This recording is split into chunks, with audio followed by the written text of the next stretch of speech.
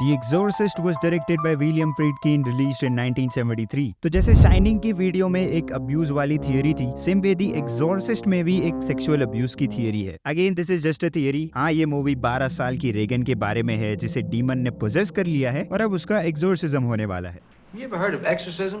और ये जो अब्यूज वाली थियरी है या फिर नरेटिव है या एलेगरी है, ये साइमल्टेनियस है। पूरी मूवी इस बारे में नहीं है, कुछ सीन्स इस चीज को पॉइंट आउट कर रहे हैं। तो शुरू करते हैं with Burke Dennings. Burke is introduced as a European director. वो क्रिस के साथ फिल्म बना रहा है। हैवी ड्रिंकर, अल्कोहलिक, बहुत कॉकी नेचर है उसका। उसे लोगों को अनकंफर्टेबल करना अच्छा लगता है। क्रिस की पार्टी में हमें इस बात का आइडिया मिल जाता है।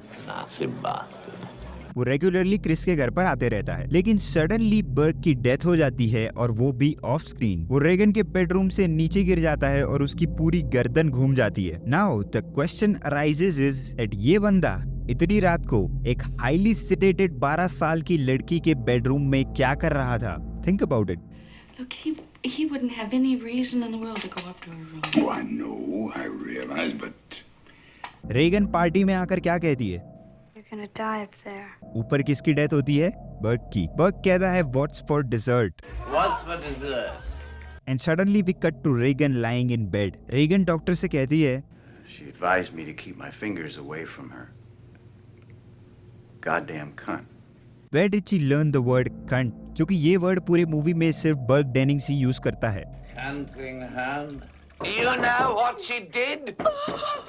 Your canting daughter? चाहे वो रेगन का मेडिकल टेस्ट हो, पोजेशन हो या एक्सोर्सिज्म, उसे बेड से बांध कर रखा गया है and old man causes her pain. उसके बेड पोस्ट का शेप देखो, फैलिक लग रहा है। हम काफी सीन्स में देखते हैं रेगन का बेड शेक हो रहा है और वो दर्द में चिल्ला रही है, कह रही है make it stop.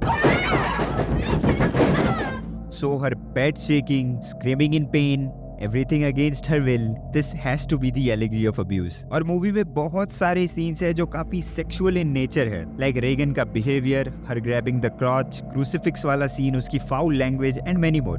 Fuck me! Fuck me!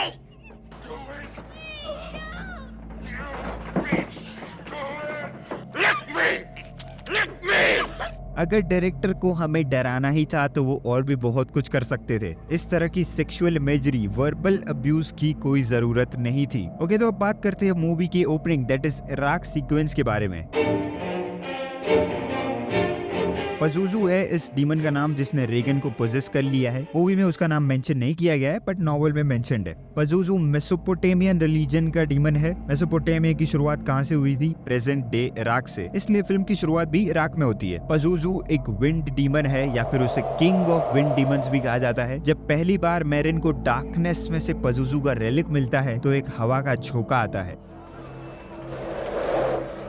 Reagan के रूम में भी हमेशा हवा चलते रहती है। क्यों? Because of पजूजू। फिल्म के शुरुआत में हम सन का ट्रांजिशन देखते हैं from black and white to complete red. Black and white obviously suggest the ancient evil. ये बच्चा मेरिन की तरफ भाग कर आ रहा है एंड आई एम अज्यूमिंग उसकी एज भी 12 साल के आसपास ही होगी। और ये एंगल देखो, this kid is over Merrin, एक डोमिनेटिंग पोजीशन में है वो, suggesting that Regan will also have upper hand over Merrin. जैसे ही मेरिन को पजूजू का रिलिक मिलता है तो उसके साथ छोटे छोटे एक्सीडेंट्स होने लगते हैं, लाइक अचानक से इस कार्ट का गुजरना, दो लोगों का मेरिन की तरफ गन पॉइंट करना, उसके पीछे जो खड़ी है वो रुक जाती है, सजेस्टिंग दैट उसका टाइम खत्म होने वाला है। इस पूरी सीक्वेंस में हम मेरिन का पैरानोया देख सकते हैं। उसे ऐसा लग रहा है कि कोई उसे देख रहा है, उस पर नजर रखे हुए, या फिर पजूजू कभी भी उस पर अटैक कर सकता है। ये टूटे हुए स्कल्पचर्स भी मेरिन को ही देख रहे हैं। हम इस ब्लाइंड बंदे को देखते हैं। आगे चलकर रेगन की आंखें भी व्हाइट कलर की हो जाती है, which means that she is blind. ये बंदा भी एक आंख से ब्लाइंड है। जब मेरिन फर्स्ट टाइम क्रिस के घर पर आते हैं तब हम रेगन का क्लोजअप देखते हैं और लाइट मोस्टली उसकी एक ही आंख पर फोकस कर रही है। अब देखते हैं मेरिन के फेस पर एक शैडो मूव होती है, मतलब कुछ तो अपनी जगह से हिल गया है। इधर इट इज सन या फिर पजूजू का स्टैचू। पजूजू का स्टैचू बहुत ही बड़ा है, suggesting that this is a gigantic evil, और उसके सामने छोटे छोटे इंसान। और फाइनल शॉट में पजूजू का स्टैचू और मेरिन दोनों सेम लेंस पर आ गए हैं, which means that humans will defeat him. दो कुत्ते इस सीन में फाइट कर रहे हैं, सेम वे ये दो बच्चे भी फाइट कर रहे हैं। मेरिन का इस सीन में चलना और क्रिस का ये सीन दोनों बहुत ही ज्यादा सिमिलर है। दोनों ही रिलीजन से सराउंडेड है। मेरिन के आसपास लोग नमाज पढ़ रहे हैं। फिल्म की शुरुआत भी प्रेयर से ही होती है। क्रिस के आसपास बच्चे हैलोवीन के कॉस्ट्यूम में हैं, नन्स के कपड़े उड़ रहे हैं, और हम कैरस को भी देखते हैं। इस जग में हम देख सकते हैं एक पिग है with wing like figures. Regan painting बनाती है जिसमें लायन को विंग्स है, वो क्ले से एक बर्ड बनाती है और पजूजू के स्टैचू में भी विंग्स है। रेगन का पोज बिल्कुल पजूजू के स्टैचू जैसा है, एक हाथ ऊपर। क्रिस के बेड के पास रेगन की फोटो है, यही सेम पोज आगे चलकर क्रिस भी करती है। यहाँ पर तस्केते लिखा है, तस्केते का जापानीज में मतलब होता है हेल्प मी। मूवी विलियम ब्लेटी के नॉवेल से इंस्पायर्ड है, ये रहा उनका कैमियो। पजूजू इस सीन में कहता है, It would bring us together. You and Reagan. You and us. तो यहाँ पे बहुत ही अच्छी फोरशैडोइंग दैट पजूजू और कैरस दोनों ही मर जाएंगे और वो भी साथ में। रेगन के रूम में ये क्रूसिफिक्स कहाँ से आ गया पता नहीं। इस सीन में क्रूसिफिक्स यहाँ है लेकिन फिर अगले सीन में गायब हो जाता है और फिर वो रेगन के रूम में आ जाता है। रेगन को बेड से बांधा गया है, फिर भी हम विंडो में एक शैडो देख रहे हैं। ये famous shot empire of light painting से इंस्पायर्ड है। मेरन और कैरस के पास सेम नेकलेस है, कोइंसिडेंटली दोनों का डिजाइन भी सेम है, सजेस्टिंग दैट दोनों ही पजूजू से फाइट करते वक्त मर जाएंगे। फिल्म का मैसेज यही है that science can not replace God, क्योंकि शुरुआत में रेगन पर बहुत सारे टेस्ट होते हैं बट नथिंग वर्क्स। और फिल्म फेथ को भी बहुत अच्छे से पॉइंट आउट करती है। फिल्म का टाइटल क्या है, द एग्जॉर्सिस्ट। कौन? कैरस। बहुत अच्छा कैरेक्टर आर्क है कैरस का, क्योंकि उसका भगवान पर से विश्वास उठ गया है। Some of their problems come down to faith, their vocation, the meaning of their lives, and I can't cut it anymore. I think I've lost my faith, Tom.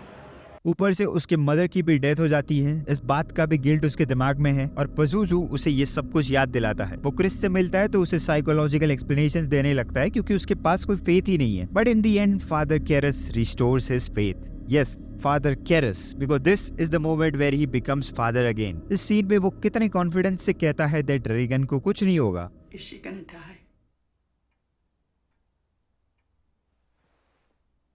No.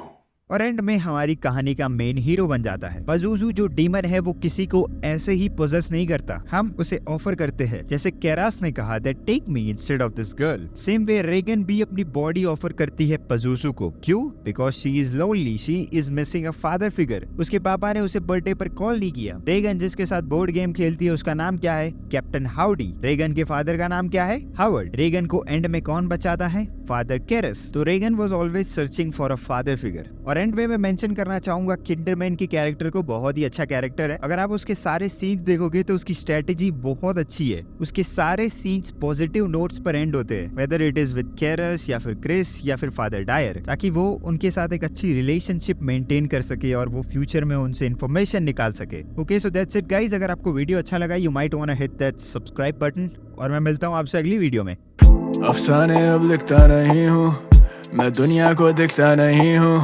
मत पूछो मैं कितना सही हूँ, क्यों एक जगह टिकता नहीं हूँ।